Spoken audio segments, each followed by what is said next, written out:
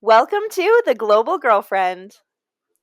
Should we book a flight to Noto, Sicily? Yup.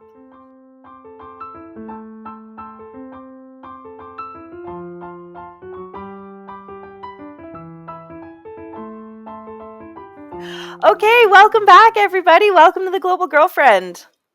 Yes, we're so happy to have you. My name's Morgan.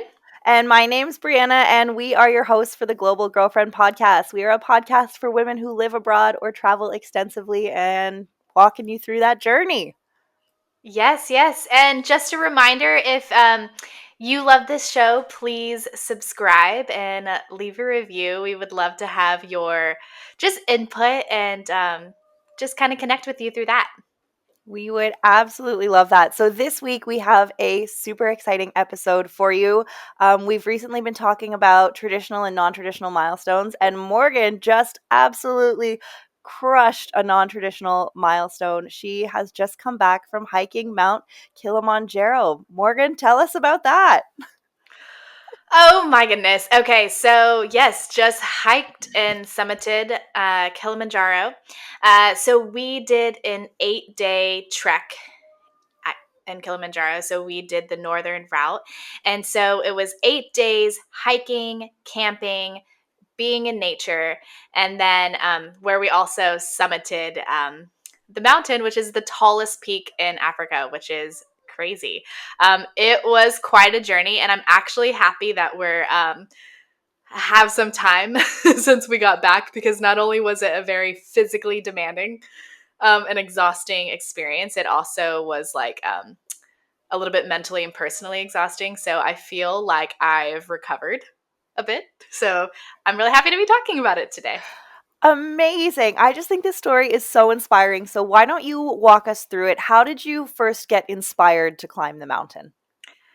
Okay. So this was something that has always generally been on my bucket list. Like I have a giant there's so many things I want to do, but it's been on there, climb Mount Kilimanjaro. But it's never been something super urgent.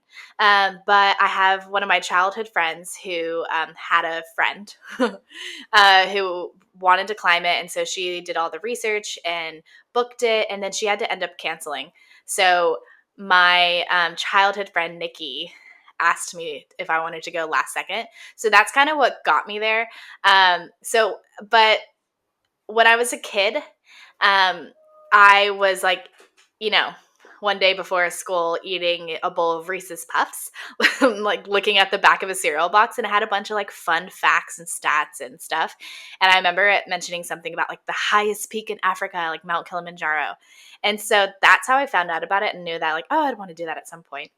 So that's just kind of casually been there for a long time. But just with this last second, Nikki being like, I want to go. I don't want to do it alone. Will you come? And I'm ridiculous enough to be like, yes. So that's kind of the inspiration and the how I got there.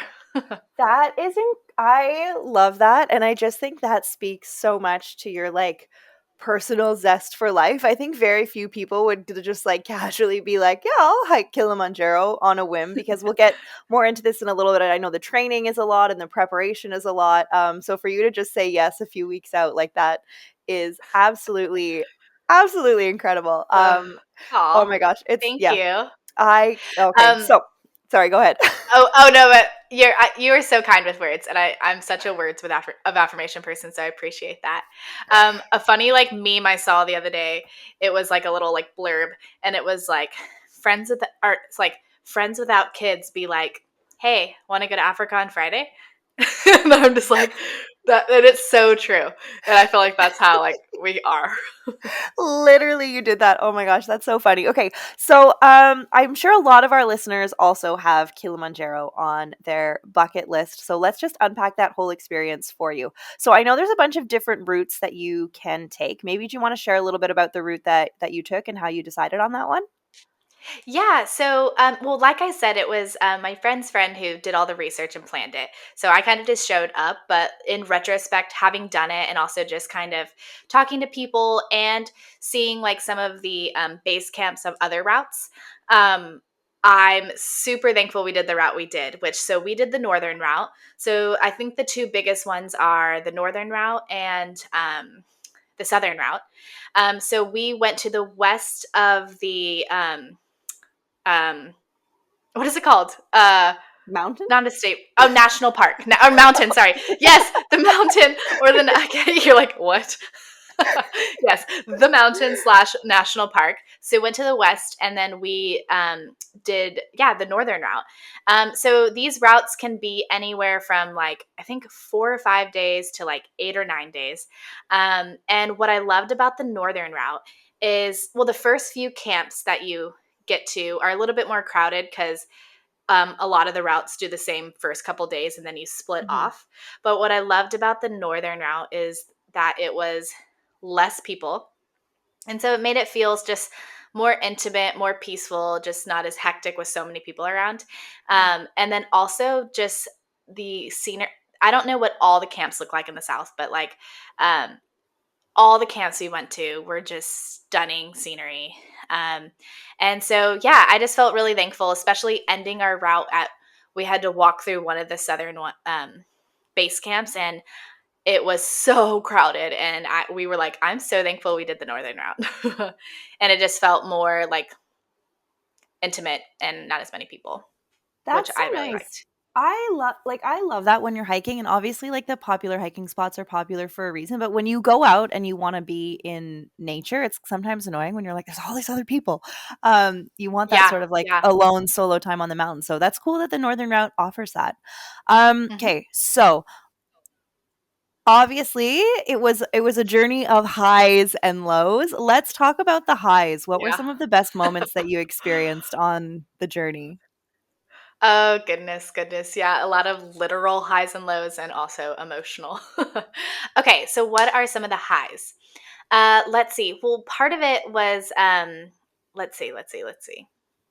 Okay, a couple things are coming to mind. I'm thinking which ones to say first. Okay, one of the cool things were some of the animals we saw. So this wasn't like specifically on the hike, but it was on the drive to start the hike. We saw like wild giraffes, like on the move. So that was super cool. And then while on the actual hike, we got to see some really cool monkeys, like the most glamorous monkey I've ever seen. Um, I can't remember the name of it, but it's a black and white monkey with a super long tail, and they don't come down from the trees. So that Mhm. was like super cool to see these like different animals. And I'm always like animals are always like my favorite thing when I'm going places. Like in Albania, it's like the sheep and the The cows sheep. everywhere. We love the sheep, don't we? Um, and then also one of the highs, well, one was sharing this with one of my childhood, friends. Like we've known each other since we were like 8. I don't know. So it's like super cool to share this. And um, one of the things I say a lot, and and my partner, um, is we always say that like you know when you suffer with people that you love, it was really bonding. And I know suffer is such a dramatic word, but like doing really or like doing hard things with people, it's really bonding. So Mhm. I think that. And then one other little story was, which I think I told you this one, when it was on the summit day and it was dark outside and we're, headlamps and we're just basically lunging. They were playing music for like to build morale, to build up Yeah. spirits. Yeah, yeah. And they were just blasting Celine Dion, and it was like the song like the "Cause I'm your lady," that one, and I was like, it was just one of those moments. I'm like, I am in Tanzania hiking and about to summit the tallest peak in Africa, just jamming to Celine, and it was just one of those like kind of like aha moments where I was like, this is amazing. So I love that. That is so beautiful, and honestly, Celine is so powerful, like, she when you is. need some wind in your sails, like, "The Power of Love," that "All Coming Back to Me Now," like, those songs Oh really, yes, really fire you up, and, this actually brings they quite a really lot do. of joy to my heart because when I used to live in East Africa, I would have some, Kenyan colleagues, and they would be like this was, like, 10 years ago, and so I had an iPod. And they would be like, "Can I I listen to like love it. your music at night?" And I'm like, "Yeah, sure, no problem." So I'd like give them the iPod for the night, and I'd get it back, and I'd look at the recently played, and like they had just been jamming to Celine all night. So I'm so glad that she is alive Oh and my well goodness. still Yes. over Uh, on those sides. okay, love that connection. Also, I loved thinking of that you lived in just like so close in a neighboring country, and that you, because Brianna had shared with me that she's like hasn't climbed Mount Kilimanjaro, but she's done a lot of trips where she's like in a bus and it's like, oh hey, there's Mount Kilimanjaro. So I like loved thinking of you in that scenario. Oh, that's so nice. Just like being in the same place at different times. It's so cute. I know. Hmm. All right. Okay, so love to hear about the highs. What were some of the biggest struggles? Oh gosh. There were many struggles, and I think okay.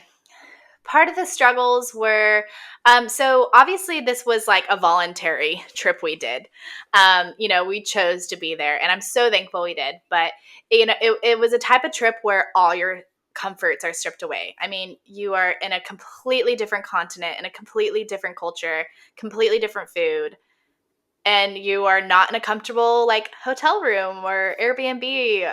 You are camping and you are pushing your body.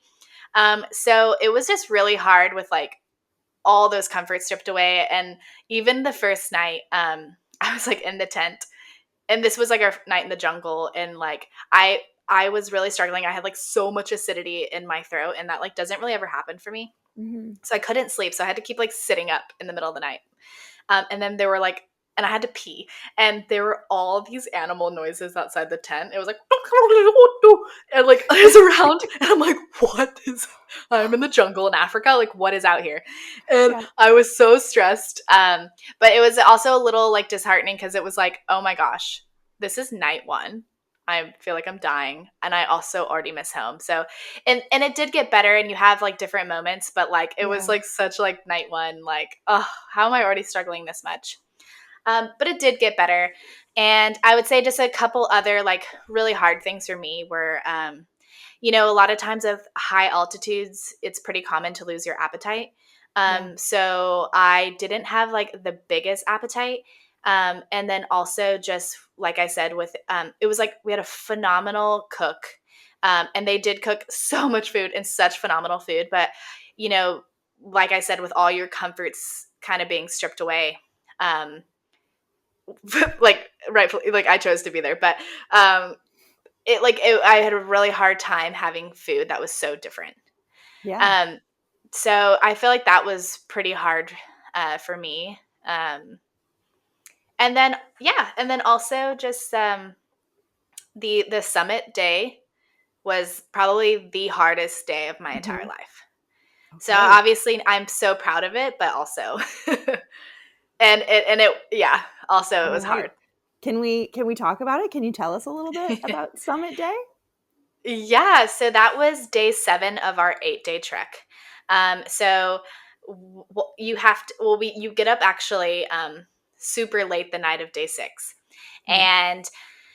and you hike through the night. So you get up at like 10 p.m., start at 11 p.m., and you are hiking in the dark. And Mhm. we asked like why, Yeah. and the reason being is they say if you see the steepness of like how like vertical it is in daylight, you like the mental game will be too hard, and so most people wouldn't do it. So you start at night because you're really just with your headlamp looking at the person in front of you, like Yeah. doing the lunges. And that was like 7 to 8 hours of hiking, like switchback straight up, um, for like 7 to 8 hours, in the dark. And so also it's so cold, like you can't stop for more than maybe 30 seconds to a minute for a break, um, because you'd be too cold and you could potentially get hypothermia. So I remember like it almost felt like I was, and there was moments where like you're kind of falling asleep too, and you're kind of like, am I even awake? But you kind of feel like this zombie. And then even at the break, like some of like the guides and the porters like almost Yeah. had to like sit me down, because I was a little bit like delirious. Like Yeah. sit down, like have water, like eat it, take a bite of your snack, make sure you had energy. Yeah. Yeah. So yeah, so that was really hard. And then one thing, crazy story.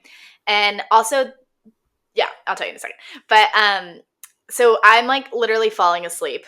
Um, and so tired. And then it's pretty like common for your guides and the crew that's with you, the people from Tanzania, to be singing songs like Akuna Matata Yeah.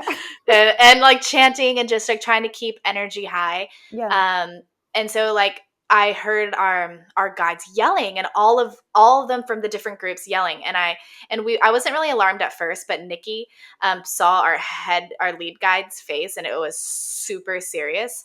And then all of a sudden, I fall down off the trail on the side of the mountain.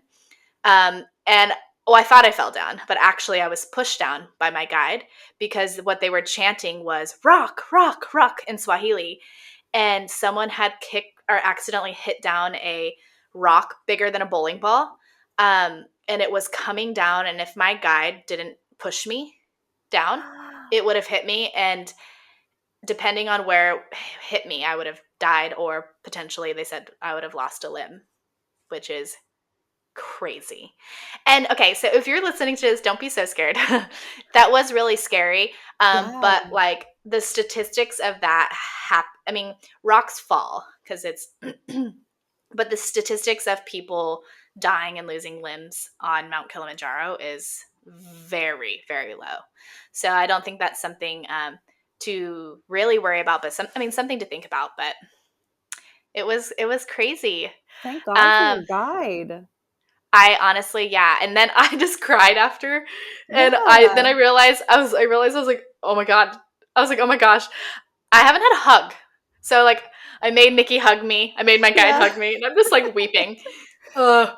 But anyways, it definitely woke me up. So we kept Yeah. on Yeah. going. Yeah. Okay. And then a beacon of hope later is, when the sun starts finally rising and you're just like, at last, sun, light, heat. Oh my gosh. So we kept going, but it was a long journey. Like when you finally think, oh my gosh, I'm almost there, there's more. And then 30 more minutes, and you're like, oh my gosh. So then when you're up there, you can only be up there for probably a max of 20 minutes because the altitude is so high. So it's about Yeah. 19,700 something feet. And then that's like 5,900 something meters. So Yeah. pretty tall. Um, and so I didn't feel super nauseous when I was up there. I did Yeah. on the way. But so we took pictures and then headed down. It was beautiful up there. But then they didn't really inform us of like what the coming down would entail. Okay. And it was ages and ages and ages of going down on basically super loose gravel. And like, so Oh no. we went down Yeah. like double the amount of what our incline was, or, Yeah. in our elevation. And so it was pretty hectic. My knees were killing me. I still think like both my big toenails are still bruised and like probably gonna fall off. Yeah. Yeah. Oh my um, gosh. so it was crazy. And then once I got to my campsite, I feel so bad. Like they were so concerned for me. I literally was weeping. Like I was broken. I was bro- Oh. I was broken. So I think that probably covered our emotional and physical challenges as well. Like it's Yeah. tough, like physically, mentally, um, appetite. Um, so What a it's crazy. journey. What a journey. Like Yeah. it's literally no small feat. It's a huge feat. And I'm just like so proud of both of you girls for like doing it and embracing the challenge and like getting through. Like that is such a crazy journey. And I thank you for your Yeah. honesty, because I feel like anyone who is going to hike this, like this is a really good thing to help prepare you for all of that. Oh my gosh, Yeah, that's crazy. definitely some realities. But even with all those, like, even though for a long time I've been like, I can't talk about it. It's too Yeah. fresh. I'm like, it's a trauma still. Yeah. But like still there's this overwhelming like, I mean, pride. It does feel like a milestone. Like, oh my gosh, like I'm so proud of us for doing this, and it was the hardest thing we've ever done. That is amazing. And like I am so proud of you. And I think that like that is just you literally can do anything you put your mind to. There could have been so many opportunities up that mountain where you could have just said like, no, absolutely not. This is not for me. It's too much. But you guys pushed through. You have now summited one of the tallest mountains in the world, and you're back here to share the highs and the lows of it. So I'm just like, you go, girls. Aw, aw. That's I amazing. appreciate that. So I guess let's talk a little bit about, and I know your planning and preparation journey was like a bit unconventional, but if you had to give and like if you had to give a prospective climber some tips for how to plan and prepare, what would you suggest? Yeah, okay, great question. So I definitely think that really see like what you're looking for and what your values are as far as picking a tour guide or like a yeah, like a hiking guide because you can't hike Kilimanjaro without a guide. So when you're picking that company, really think about what you're looking for. And so I didn't do the planning, but from just gathering information after, one of the things I think is like super great is that there's this organization which I looked it up because I couldn't remember what it was called. Let me look it up. Oh yeah, it's called TATO, TATO, which is the Association of Tour Operators. Hmm. And so it's this like group that a lot of the tour companies are a part of. And it's an organization that kind of makes sure that these tour companies are ethical and have standards and are treating their guides well. Like their guides are paid well. And not only that, but like they're also like, they go on some of their hikes to kind of observe to make sure that the guides are being taken care of like physically because it's physically demanding and like making sure they're getting fed and have water. I mean, Hmm. those are pretty basic things, but like, so I definitely think like take a look if the company you're looking at is a part of that, because then that will ensure like that this is an ethical company. So I think Awesome. that's great. Yeah, yeah. As far as like physically training, so like I said, I was a bit more of a last second commitment to this. And so I feel like I decided I was going 2 months before we went. I bought my Okay. flight like a month before. So I had like 2 months of where I was training, and I live at sea level. So I wasn't in a high altitudes. So I basically just went on runs, tried to do it pretty regularly. And that's all I did. I think, I would say the biggest struggles on the trip were appetite for me and elevation. And so there wasn't a lot that I could really do to prepare for those. Hmm. Um, Nikki was based in Denver, and so like the altitude is a lot higher than here in Texas. Yeah. So she had a little bit of that. But I don't know. I've talked to some people who trained forever, but I feel like if you are someone who is like generally pretty active and that's incorporated in your day to day life, I think that you are going to be just fine. And yeah, yeah. Okay, that is really really good advice. And then in terms of like what you packed, what did you bring with you? Did you bring things up the mountain that you're so glad you had? Anything that you wish you had? Yeah, yeah. So our company sent us a list of things, like the few things that they would provide, and then also all the things you need to bring. A couple of my, I feel like were my most essential things was one, and this is just for ambiance, was my like my string twinkle lights. We were, we honestly like, of course, we had our headlamps too, but we Yeah. were super thankful for some soft lighting like when we went to bed at night and also in the morning because we got to have slow mornings, which was one of my favorite things. So we would get woken up, have coffee, bring coffee to our tent, which was amazing. I know. So, and we had a whole hour to kind of wake up, drink coffee, pack up our stuff, get ready. Nice. So we really loved those like soft lights until it got light outside. And then a couple other things. I didn't bring this, and I wish I did. Is make sure you bring. Well, we brought snacks, but make sure you bring maybe definitely snacks, but also maybe a couple of camping meals that you really love from home that you can bring just in case, like in those moments where you are struggling to eat like super different food and you need that comfort. So Yeah. I wish that I would have brought camping biscuits and gravy or Hmm. different things. So yeah, I would say those things. And then all the stuff they put on their list of essential things to bring. Obviously, bring like rain jacket, sleep. sleeping bag we brought and Yeah. whatnot. Okay.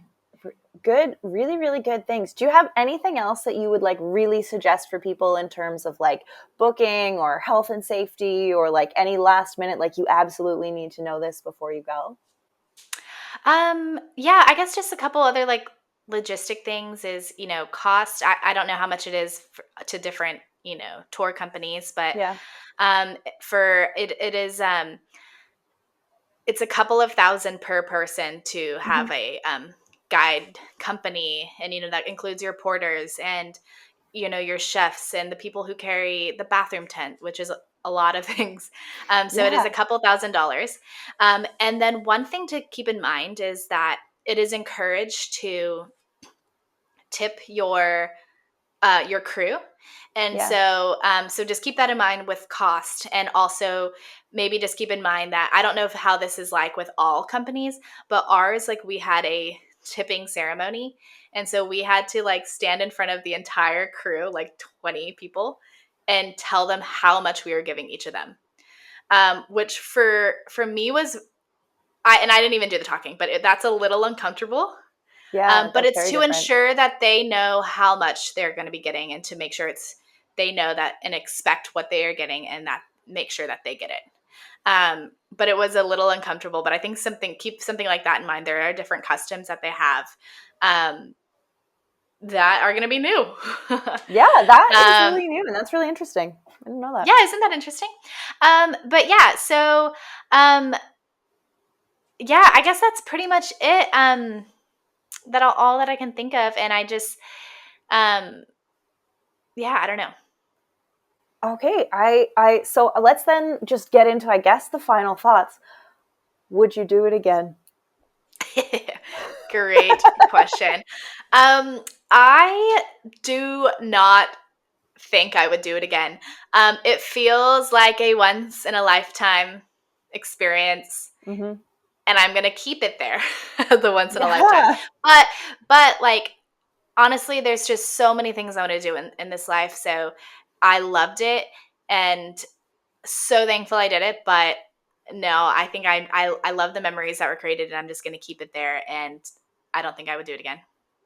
Okay. Yeah. And I mean, I don't know if you'll have an answer for this, but is there one big lesson or takeaway or a few different, like your biggest lessons and takeaways from this experience? Oh goodness. I mean, it's so hard. I just think that like I really think that people should just believe in themselves, because even though I'm a generally sporty hiking person, um, I really surprised myself with like how much I could push myself. And I just think that people should just keep that in mind. Like, you are awesome, and like you will surprise yourself, and you are more capable than you think. And I think like that's been a really good reminder for me. And I actually am really proud of Nikki and me and everyone who's done this. And I think that was my biggest lesson. So just believe in yourself, because you'll surprise yourself. I love that. Thank you so much for sharing your Kilimanjaro journey with us. If people want to connect with you or connect with us, if they have more questions about this or East African travel or anything like that, where can they find us on the internet? Yeah, so on social media, you can find us at The Global Girlfriend. That's on Instagram, TikTok. And then you can also connect with us via email at theglobalgirlfriend@gmail.com, or find us on our website, which is theglobalgirlfriend.com. We'd love to hear Amazing. from you. Yeah, Yes, we really want to hear from you. As more and more episodes are coming out, it means the world to us if you follow us on Instagram, if you like and yeah. subscribe to our YouTube, if you can leave us a little review. Anything you can do, any little marks on the internet you can leave for us, we would super, super appreciate it as our community continues to grow. So thank you so We much for would. joining us. We are Yes. so grateful for Morgan for sharing that incredible story. And I think we'll see you next week. Yep. See you next week. Thanks for joining. And yeah, on this one. Bye. Bye.